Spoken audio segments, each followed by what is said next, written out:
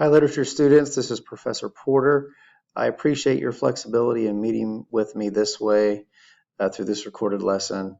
Um, Part of the reason why I can't be there, actually, the main reason why I'm not there today is unbeknownst to you all, my wife is having surgery today, actually. She is having hip replacement surgery. Um, and that's, as you can imagine, it's quite invasive.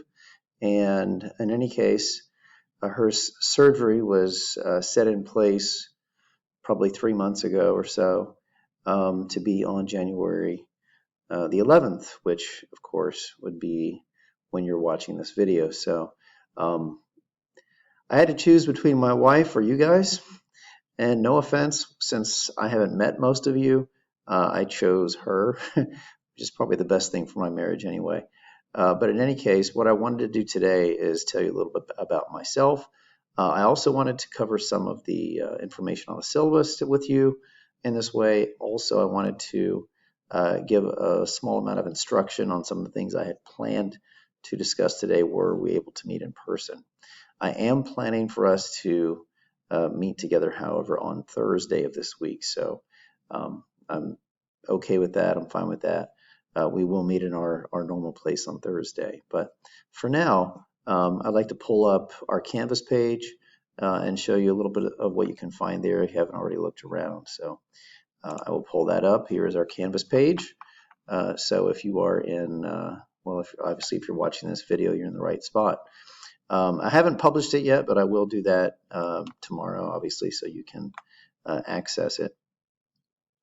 You will also get a little announcement for me. This is, by the way, is the teacher view. I guess I should go to student view, so you have a better idea of what you're going to see. I posted an announcement that says first class. Hopefully you have already looked at that. If you have, that means you're probably directed you to this video.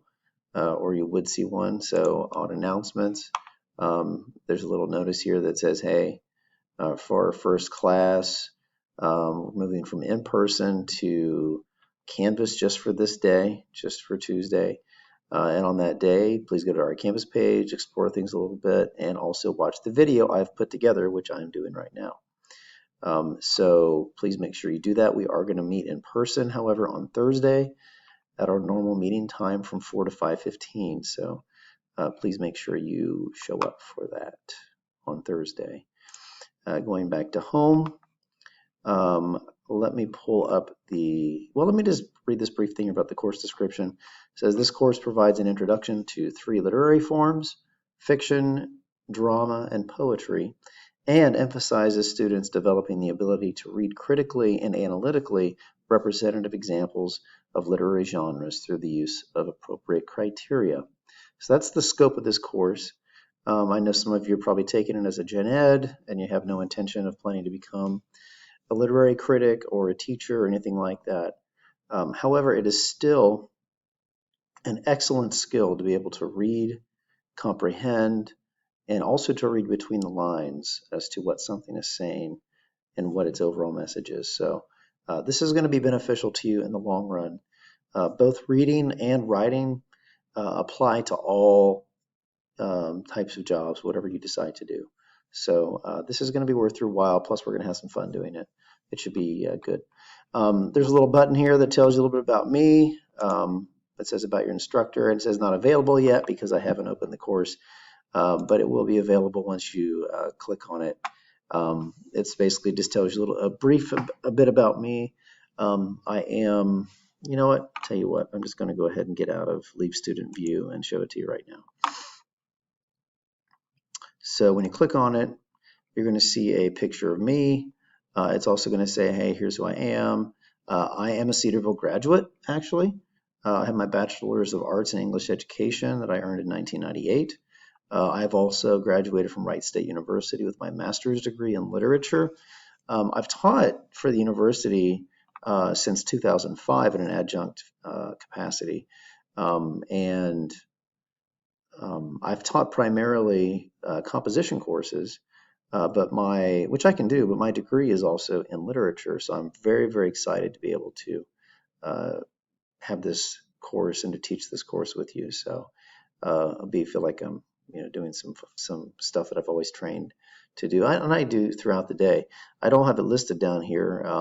It says I have been an educator for 22 years. I also work for a editing company, a local editing company called Good Comma Editing. I've done that now for about 3 years. But I'm an adjunct professor because being a professor is not my full-time job. I'm actually a full-time English teacher at an area high school in the area, and I come to Cedarville in the afternoon. I'm teaching a comp class this semester, and I'm also teaching our course, which meets on Tuesday, Thursday.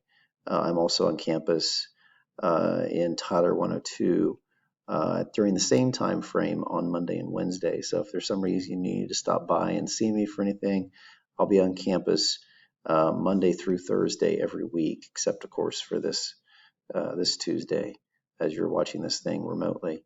And I'm married. I have 3 kids. But I have been doing most of my work for the last 22 years as a educator at a high school. When I teach all grade levels, primarily juniors and seniors as of late, and I started teaching for Cedarville in 2005. So because you do not see PhD after my name here, you do not have to call me doctor. And instead, actually, it feels kind of strange when people call me Dr. Porter. You can either call me Mr. Porter or you can call me Professor Porter. It's totally up to you. My department head recommended that I use professor as a bit more, I know, collegiate representative, but I'm okay with whatever. So in any case, that's a little bit about me. And here's, of course, my email address, my contact information, as far as office hours go. I usually do office hours by appointment, by setting it up ahead of time. I normally cannot be on campus due to my full-time job. I can't be on campus until about 4 o'clock. A little before that, I'm always welcome to stop at or stay after class, and you can talk with me about anything you want. At that point, we can just have a discussion right there in class. I do have an office over in another academic building, the Williams Hall.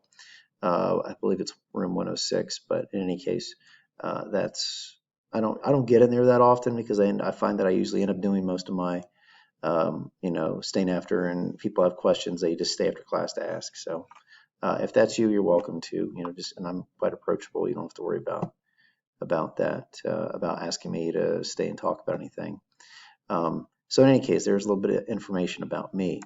Also, from our main page, if you have any questions at all about the course, you can click on this course Q&A discussion thread, and it will basically say, hey, if you have any concerns, anything you want to ask about, go ahead and do so now. It says, it's going to say on here, hey, if there's anything you want to ask, anything that's unclear, please post your question here. You would just click reply and type whatever you want, and you're good to go. There's also one other thing I want to direct to your attention to. This is in the discussions area. For attendance purposes today, since I'm not going to be there, what I'd like you to do is click over here on discussions, and it says greatest character. This is not going to be available to you until today, the 11th. It will close on the 13th, so you need to make sure that you have signed in and posted an answer to this. When you click on it, it's going to ask you, hey, for attendance purposes, for our first date, please post an entry for this discussion. In a short response, answer these questions. Who or what is your favorite literary character, and what makes them so special to you? So you just click and reply and type that in, and you're good. And you're good as far as attendance goes for me. We have about 40 people in our class, which I realize it's kind of hard sometimes to have some types of discussions in a group that large, but I think we'll have plenty to talk about during the semester, so it'll be fine. So that's just a little bit about general information about the course.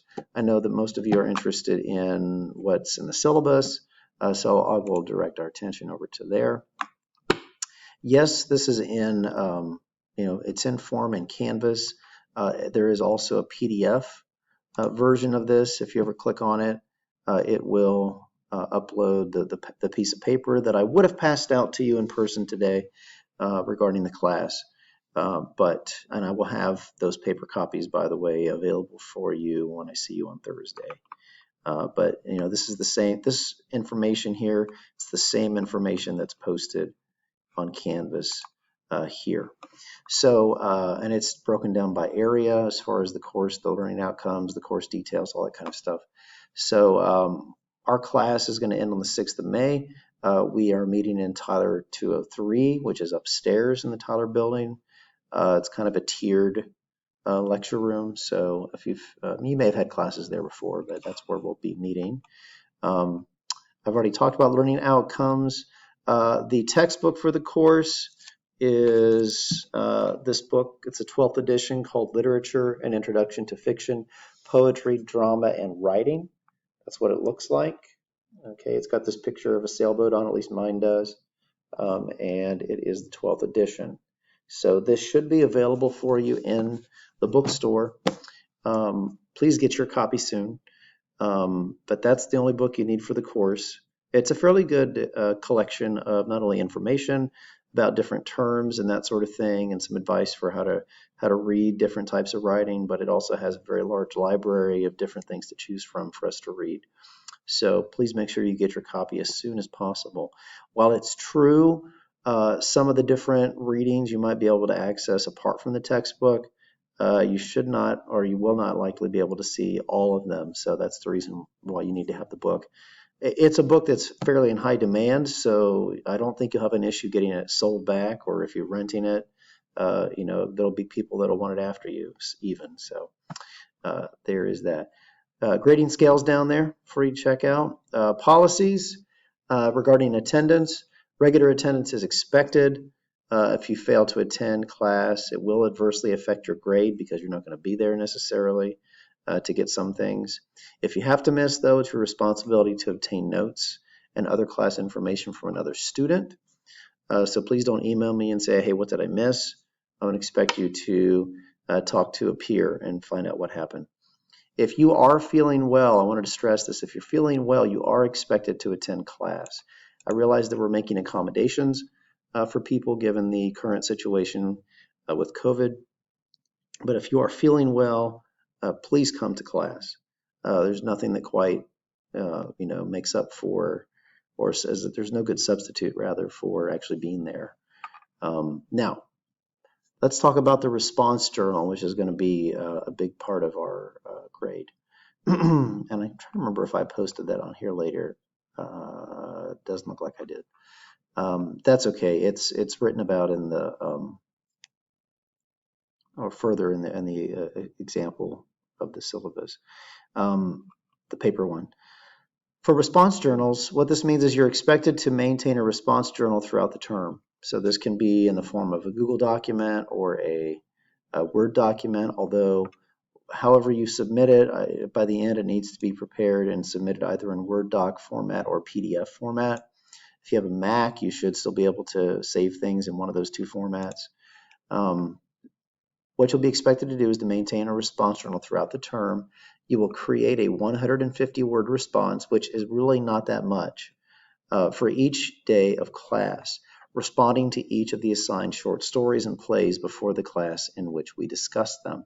And I'll point that out when we look at the syllabus further.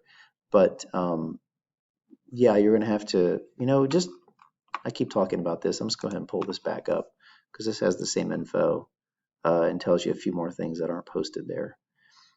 One of the things I wanted to mention to you guys was the course weights. There are several unannounced quizzes that we're going to have throughout the semester. Those are worth 10% of your grade. There will be 2 tests at different points in the semester. Each of those tests is worth 25%. There is a final exam, which will be 25%. And then we've got the response journal, which is what I was just talking about. The response journal is worth 15% of your overall grade. So please make sure you're doing it. Let me switch over here talking about the response journal again. So it says here you'll create the 150-word response for each day of class, responding to each of the assigned short stories and plays for the class in which they are read. This includes poetry too. I should have put that in there. Says when we begin reading poetry, you will choose one poem from the. I did put it in there. When you begin reading poetry, you will choose one poem from the daily reading and write a response. The journal will be turned in near the end of the semester and is worth 15% of the grade, which I just shared with you. And I'm going to skip down right now and show you the schedule. So this shows you week by week and by day what we're doing. So if you haven't already figured it out, today is the first class, and here are the topics that we're going to discuss right here. I've got that listed there. At our next class, which will be our next in-person class, we're going to talk about these other ideas, plot, narrative technique, and the short story. And we're going to be looking at the story Appointment in Samaria, and also Godfather Death by the Brothers Grimm and John Updike's A&P. Okay, so the thinking is you need to look at those things and read them before that actual class. Okay, so with that in mind, please go back here to the response journal to remind you. It says you're going to create a 150-word response for each day of class, responding to each of the assigned short stories in that 150 words before the class in which we discuss them.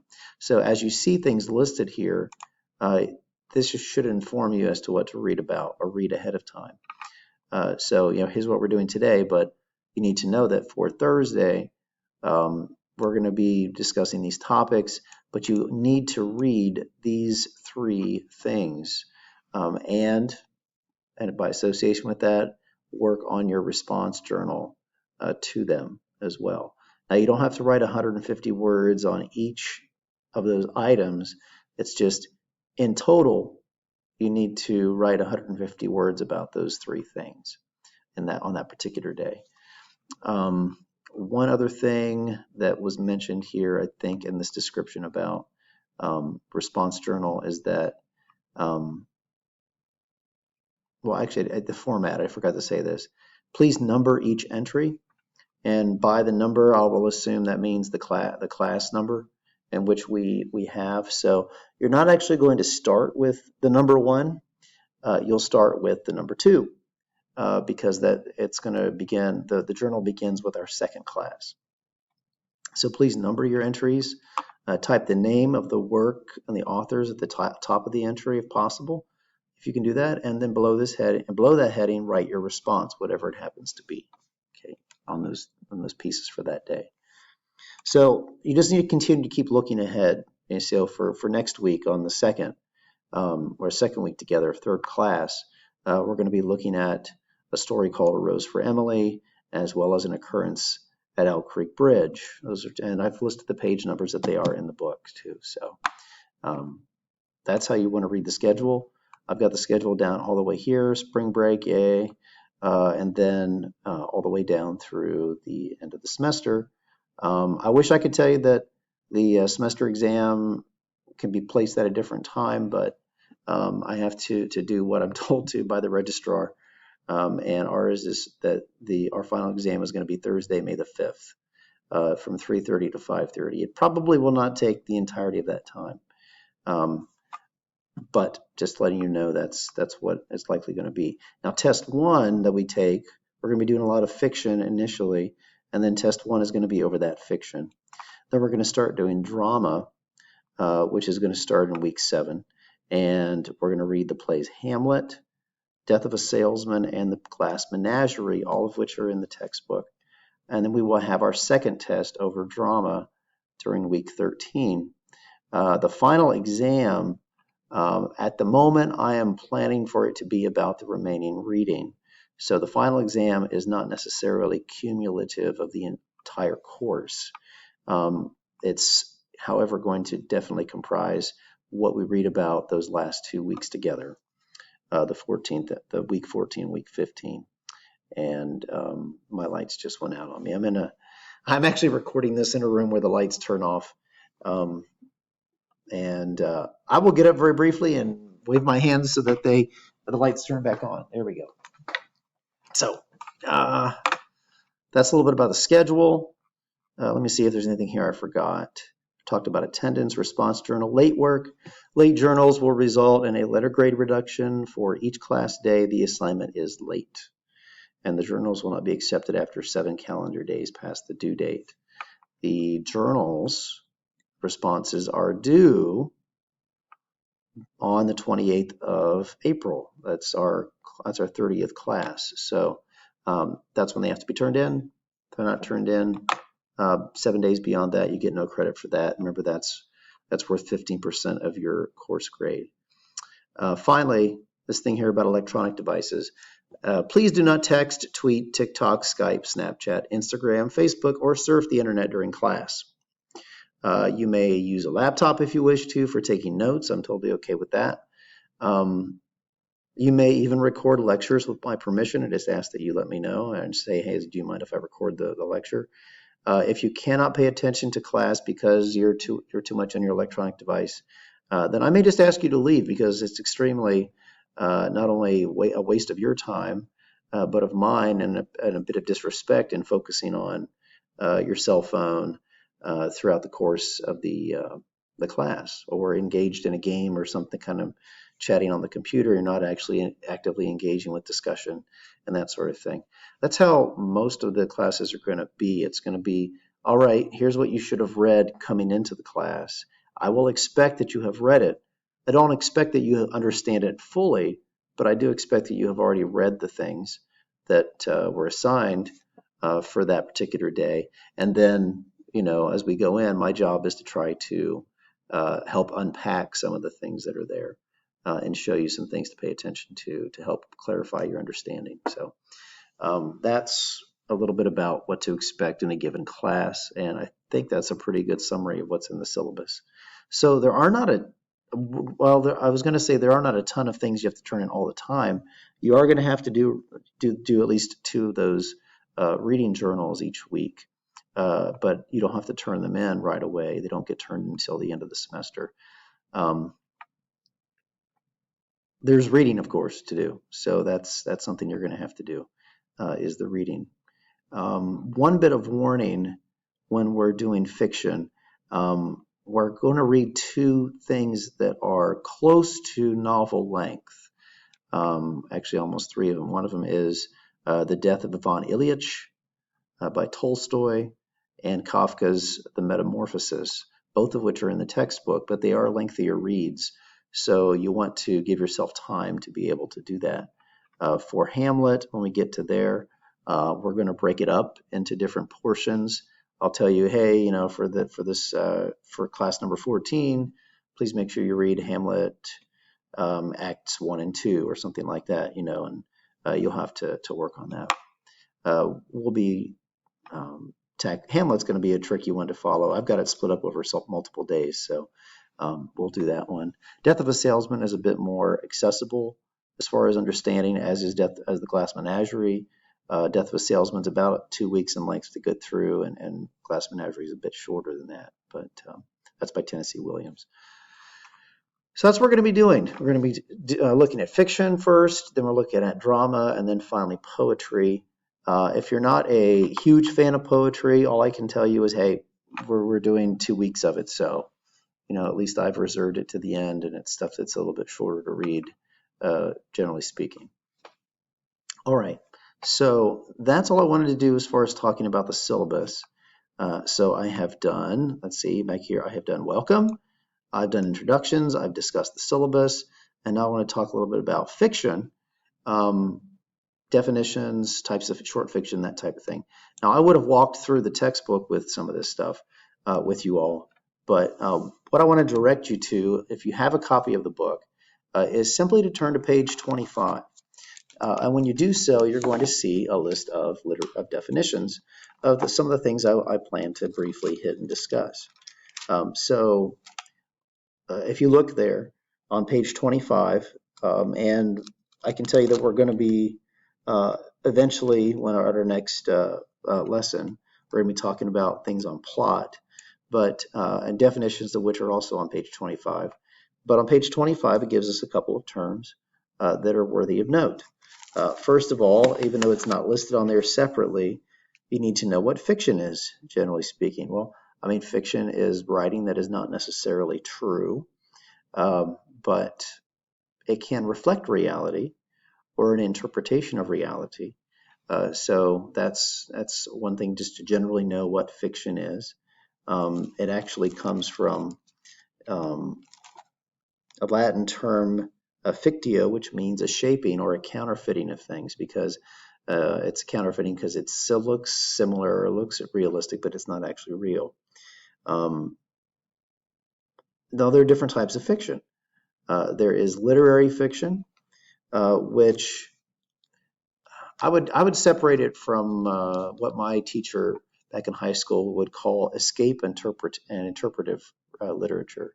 Escape literature is super easy to read. It helps you escape into whatever world it puts together, and it's pretty simple, pretty basic. It's based mostly on the plot, and that's about it. Um, Whereas interpretive fiction or literary fiction, it requires you to pay careful attention, and you have to engage the reading. It requires insightful, skilled engagement. It's a little trickier. It can be as enjoyable. It just is a little. It takes a little more work, but it's usually got a lot more depth than the escape type fiction does. So that's literary fiction. Then the book breaks down different types of short fiction for you. And it mentions the fable, which is usually a story that has characters in it that are animals that have been anthropomorphized, have been made to act as though they have human characteristics, can talk, and that type of thing. And they're usually funny. They usually have some kind of humor to them. And there is usually a very overt lesson or moral that's mentioned at the very end of them. Those are fables. We're going to look at a couple. Also, they're not to be confused with parables. Parables are we know what parables are from reading the Bible, for sure. But parables are usually a little bit more realistic plot. They involve people, and the moral is not as overtly stated. Sometimes it's suggested or hidden or intuited, but they are a bit more realistic than the moral or the fables are. There are also tales, which is also mentioned here in the book. It's a short narrative work that is usually about someone who does, some kind of great deeds. Like a tall tale is a folk tale, usually about someone who has like superhero type abilities. Whereas a fairy tale is a little bit different. It's usually a short piece of folklore that is set in it has supernatural characters, and it's set in magical settings and that type of thing. Usually, we will look at a couple fairy tales. Of course, you've got the short story, which is also a prose narrative. It's just not super. It's a little bit longer than a fable or a short fiction, but it's not at all something that's novel length. Something that's a really, really long piece of reading. And then finally, your book discusses what's called the initiation story. And this is a type of story that we would call a coming of age story, where somebody goes through an experience that matures them, or through the experience they somehow lose their innocence about a situation, or about their view of life, that type of thing. Usually something that is catapulting them into the understandings of being an adult. So I believe that was all I wanted to do with that. And I think, I can't think of anything else that I wanted to talk about today, at least in the time that we have here. I wasn't going to go through all the different elements of short fiction. I plan to talk about elements more when I discuss plot and narrative technique and that sort of thing when I meet with you guys on Thursday. So one last thing I do want to mention is, the Bible in general is mostly narrative. A huge chunk of it is narrative. And I think it makes sense that it is narrative. I think God has put into each of us a desire or an interest in knowing about people and learning about people, and especially in the Bible, how it was that God used people. It's the story of God. The Bible is, and His plans for humans, for us. And we know, of course, that it's a story, a general story of a fall from innocence to us receiving unmerited grace. And so it's a very, taken as a whole, it's a wonderful narrative itself, a story, if you want to say that, of God's love for us and how we don't deserve it. And I do intend for us to, make periodic ventures into the Bible. We're not just going to be looking at our textbook. I think, you could just get a literary, sketch of American or British literature or anything like that in any other regular secular course. But I think it's unfortunate that those same places don't always put emphasis on the Bible and on its narrative treasures and gems that are there. So we're going to be looking at that. And so hopefully going through this course is also going to help you become a better reader of the Bible and looking at what God's Word has to say to you. So I appreciate your attention today. I would just ask for you to pray for my wife. Her name is Leslie, and tomorrow, or rather today, I should say, Tuesday, I'm going to be with her pretty much all day. We're going to be having her surgery in Columbus. Thankfully, it's outpatient surgery, so she's supposed to be there for about 6-7 hours, and then they will release her. Then I'll be bringing her back to our home in Xenia and taking care of her pretty much the rest of the week. I'm just going to get away each afternoon to be there at Cedarville for you guys and my other students in my composition course. So I covet your prayers, appreciate it. Look forward to meeting each of you in person. Don't forget to go to that discussion section of our page on Canvas and respond to that question about what's your favorite character, what do you think is the greatest character, literary character, and why you think they're so special. That way I know you watched this video and responded to that, and I'll be using that for attendance purposes. So appreciate your time, and I look forward to seeing you guys on Thursday. Thank you.